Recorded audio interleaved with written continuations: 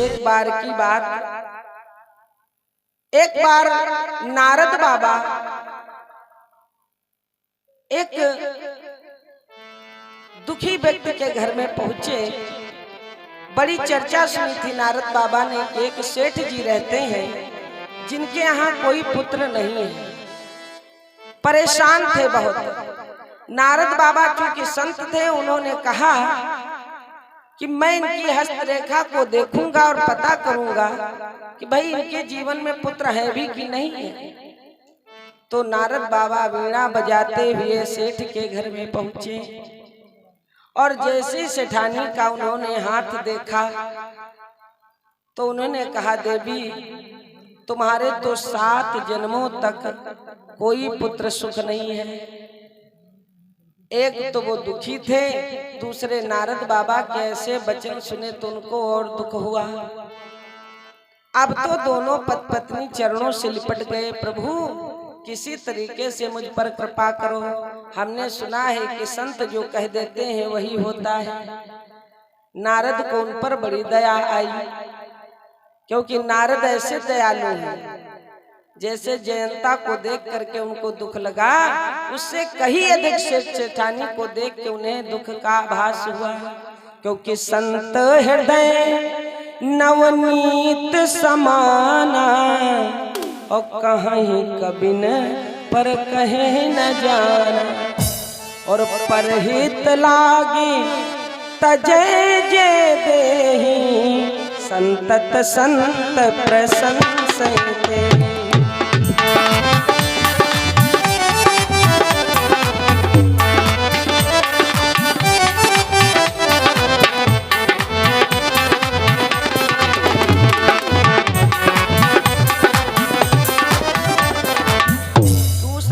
जो अपना जीवन त्याग सकता है वो कोई संत ही होता है। नारद बाबा सीधे भगवान विष्णु के पास गए और कहने लगे, प्रभु मेरा आपसे निवेदन है कि उस सेठ सेठानी के यहाँ एक बालक आप अवश्य दे दो, कैसा भी दे दो। भगवान ने कहा, नारद मैं तुम्हारी बात काटना तो नहीं चाहता, लेकिन मुझे कहना पड़ेगा कि उनका जीवन ऐसे ही सुखी है। अगर कहीं पुत्र प्राप्ति उनको हो गई तो उनको और दुख मिलेगा। नारद बाबा ने कहा, कुछ भी हो, लेकिन मैं कह रहा हूं आप उसे एक पुत्र अवश्य दो। भगवान ने कहा, ये मेरे बस में नहीं है। एक दिन एक संत आए द्वार पर और गुनगुनाते हुए जा रहे हैं कि जो 1 रोटी देगा उसे 1 पुत्र की प्राप्ति, जो 4 रोटी देगा उसे 4 पुत्र की प्राप्ति। वो आशीर्वाद देते हुए जा रहे थे। अरे सेठानी निकली, अटपटे में रोटी और थी नहीं, एक ही रोटी थी। उन्होंने रसोई से उठाई और बाबा को दे दिया। इससे एक जानकारी और आपको दे, सच्चे संत की ये पहचान है, वो कभी आपकी दहलीज के अंदर नहीं प्रवेश करेगा, द्वारे से ही मांगेगा। जो कुछ आप दे देंगे उतने में संतुष्ट हो जाएगा। क्यों?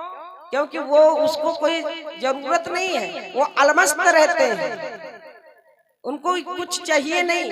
1 रोटी वो पा गए, उन्होंने आशीर्वाद दिया कि जाओ तुम्हारे यहाँ 1 पुत्र होगा। और उनके मुख से ये निकला, सेठानी के यहाँ 1 वर्ष बाद 1 पुत्र की प्राप्ति हुई। जरा सुनिए, भगवान जो लिख देते ना वही होता है। पुत्र की प्राप्ति हुई। अब वो बेटा इतना शैतान कि कहीं किसी की नुकसान करके आए, कहीं किसी के बच्चे को मार के आए, यानी नुकसान ही करता रहता है। माता पिता दोनों परेशान। तब तक नारद बाबा उसी गली से फिर निकले कि नारायण नारायण श्रीमन नारायण नारायण।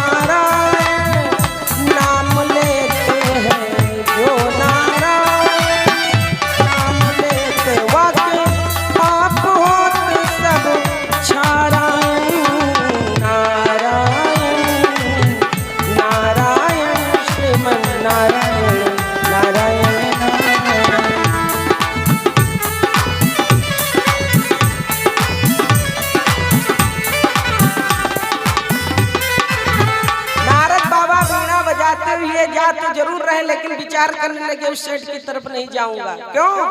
क्योंकि अगर सेठ ने कहा कि तुम कैसे संत हो जो तुम्हारे अधीन भगवान नहीं है, अगर तुम चाहते तो मेरे यहाँ पुत्र हो जाते। नारद को पता था कि उनके यहाँ पुत्र नहीं है। एक ही ऐसा संत है जिसने भगवान की अपनी मुट्ठी में कर रखा है। वो कौन से संत हैं? कि सुमिरी पवन सुत पावन नामो, अपने बस कर राख्यो राम।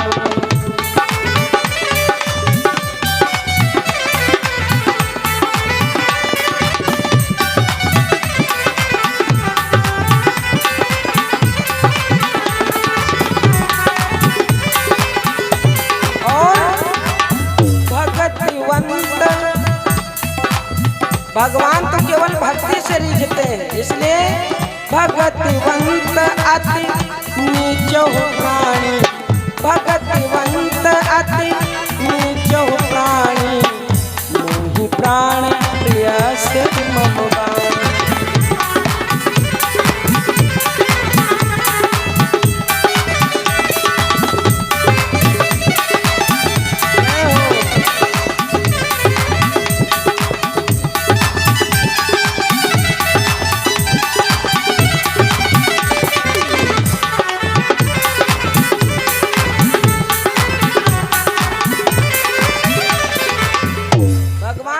जिसके हृदय में भक्ति हो, किसी भी जाति का हो, हमारे लिए वो प्राणों के समान है। नारद बाबा ने देखा कि इनके घर में शोर हो रहा है। पहुंचे तो उनको क्या पता, दोनों सेठ सेठानी कहने लगे, हे नारद बाबा, आपके चरण से कुटिया में पड़े हमारे यहाँ पुत्र की प्राप्ति हुई। नारद ने कहा, ये तो मैंने किया नहीं। अगर आज का कोई व्यक्ति होता उनकी प्रशंसा करो तो बड़ा खुश होता, हाँ हाँ हम ही ने ऐसा किया। लेकिन नारद बाबा ईमानदार थे, उन्होंने कहा नहीं नहीं, आपको धोखा हो रहा है, मेरी वजह से पुत्र की प्राप्ति नहीं हुई, सच बताओ दूसरा भी कोई कारण है। तो उन्होंने बताया, एक संत आए थे ऐसे ही, मतलब बड़े सीधे साधे सरल वेश में, और उन्होंने कहा एक रोटी के बदले एक पुत्र, मैंने एक रोटी दिया, बदले में पुत्र की प्राप्ति हुई। अब नारद की खोपड़ी ठनकी कि भगवान ने हमसे कहा था कि 7 जन्मों तक इनके यहाँ पुत्र नहीं, और मैंने भी देखा। ये कैसा संत है? जरूरी नहीं है कि कपड़े रंगाने से ही कोई संत हो, कि न हरि भूलो। संत कोई जींस पैंट में भी हो सकता है, और डाकू कोई कपड़े रंगा के भी हो सकता है। बोलिए गोविंद भगवान की। इसलिए अरे न हरि भूलो, न जग छोड़ो, न कपड़े ही रंगा।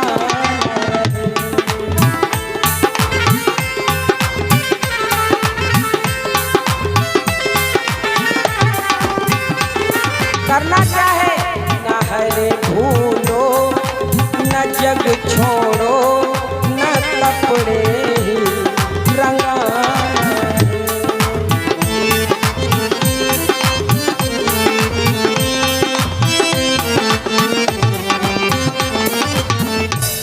न हरि भूलो, न जग छोड़ो, न कपड़े ही रंगाना है।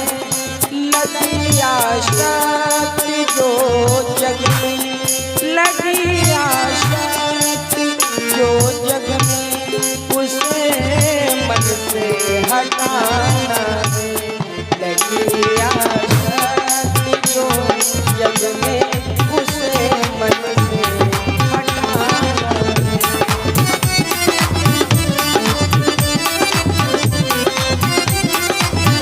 क्या बात है?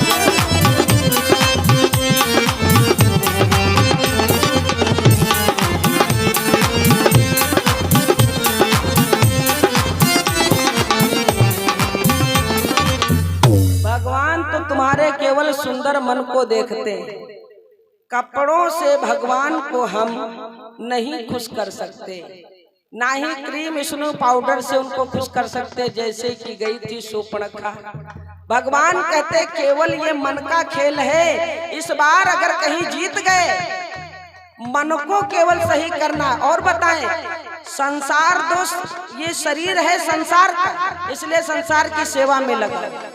और मन है भगवान का, उस दिलवर की जगह में किसी दूसरे दिलवर को बिठा लोगे तो घाटे का सौदा हो जाएगा। इसलिए मन है परमात्मा का, मन दो भगवान को, शरीर दो संसार को। और संसार में शरीर ही के सब भूखे हैं, ये भी समझ लो। तुम्हारे मन की कोई नहीं जानेगा भैया क्या तुम्हारा मन क्या चाहता है। 4 लोग घर में हो, किसी को कोई सब्जी पसंद, किसी को कोई पसंद। किसी के मन का कोई बना सकता है? रोज बनाने को कहते कहें तुम्हारा तो रोज ही है, तुम्हारे मन का ना ही हो पाई। बाद में लोग ये गुस्से में कहते हैं। तो जब हमारे मन का यहाँ हो नहीं पाएगा तो भगवान कहते तुम्हारा गंदा संदा जैसो मन हो, मन हमको दे दो और शरीर संसार की सेवा में लगा। और हम क्या करते हैं? मन लगाते हैं संसार में और शरीर से भगवान का घंटा बजाते फिरते हैं। तो क्या वो रिझ जाएंगे? मन इधर उधर घूम रहा है। एक ने कहा कैसे याद किया जाए, मन बड़ा चंचल है, कैसे लगाएं? तो हमने कहा मन ऐसे लगाया जाता है जैसे आपका बेटा विदेश में हो और आपके बेटे को भिंडी की सब्जी बहुत पसंद है। आप भिंडी काटने लगती हो तो आपके आंखों से आंसू बहने लगते हैं। हमरे भैया को ये चीज बहुत पसंद थी, लेकिन क्या करें इतनी दूर मन पहुंच गया ना। बड़ा ये चतुर मन है, ये वहीं लगता है जहाँ इसका स्वार्थ है। भगवान कहते हैं ऐसे ही नित्य सब कार्य करते रहो, लेकिन कर से कर्म करो विधि नाना। बाबा तुलसी ने कहा कि मन राखो जहाँ कृपा निधान।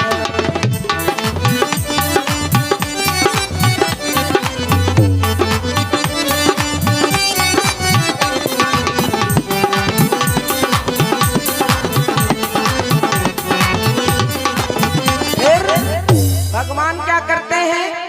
पग बिनु चलई सुनई बिनु काना, पग बिनु चलई सुनई बिनु काना, पग बिनु कर्म करे।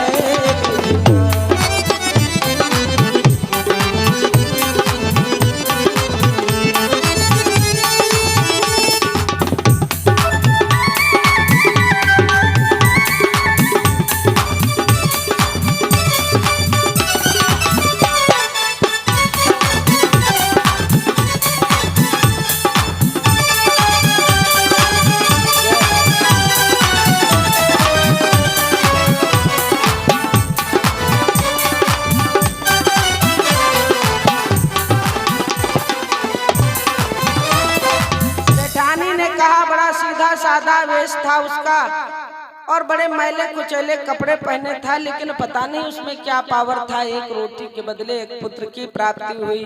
नारद को क्रोध आया, सीधे विष्णु लोक पहुंचे।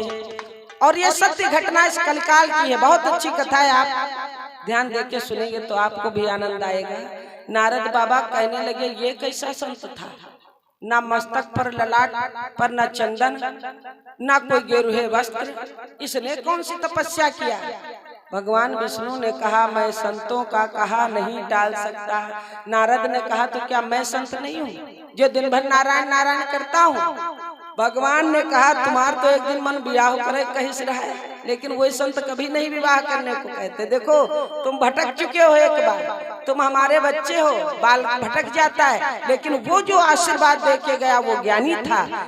अब तो नारद को देखने की लालसा उत्पन्न हुई। भगवान कहने लगे वेश बनाओ चलो। दोनों लोग ब्राह्मण का वेश बना करके चल दिए। देखा एक निर्जन वन में उन्होंने कुटिया तान के, वो संत उसमें रह रहे थे। जाड़े का मौसम था। भगवान ने कहा नारद तुम चुप रहना, अभी देखो हम संत की पहचान कराते हैं। जैसे संत के द्वार पर भगवान पहुंचे तो संत को क्या पता कि ये भगवान है कि कौन है, वो तो कण-कण में भगवान देखते थे। तो उन्होंने कहा बाबा जी हमको जाड़ा बहुत लग रहा, कहीं से पत्ता लकड़ी एकत्र करके आग जला दूं। अब तो संत पूरे बाग भर में ढूंढे, पानी बरस चुका था तो कहीं पर सूखी लकड़ी नहीं थी और पेड़ से वो तोड़ नहीं सकते थे। तो बाबा ने सोचा कि दरवाजे पर संत आए हैं, भाई वो तो भगवान के दर्शन कर रहे थे। उन्होंने सोचा कि हमारे दरवाजे पर प्रभु आए हैं और इनको जाड़ा लग रहा, मैं इनको वापस नहीं जाने दूंगा। तो उसी जो छाई हुई मड़ाई थी उसी के अंदर बैठ गए मड़ैया में बाबा, और माचिस की तीली लगा दी, स्वयं जलने लगे। आवाज आई, प्रभु अपने आप को अपने हाथों को सेक लीजिए, मैं जल रहा हूँ। जैसे ही भगवान ने देखा कि उस संत ने अग्नि लगा ली, उसी के अंदर स्वयं जलने लगा और कहने लगा कि दोनों लोग अपने हाथ पैर सेक लो, तुम्हारा जाड़ा दूर हो जाए।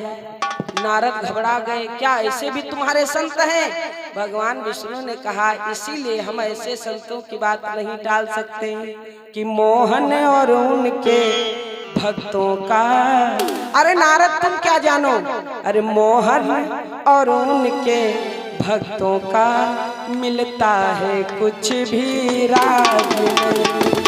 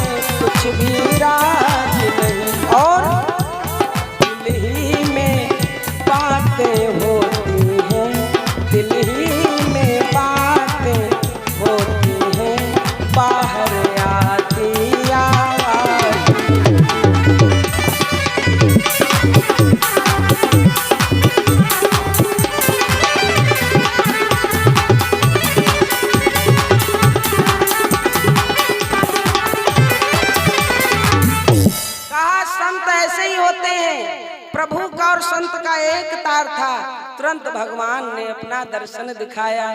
नारद को समझ में आ गया कि जब ऐसे संत होंगे तो क्यों नहीं भगवान को झुकना पड़ेगा। इसीलिए संत को समझना बड़ा मुश्किल है। संत द्वार पर आ जाएं तो कभी भी वापस ना करना, लेकिन जो झगड़े लगे ऐसे संत से दूर भी रहना।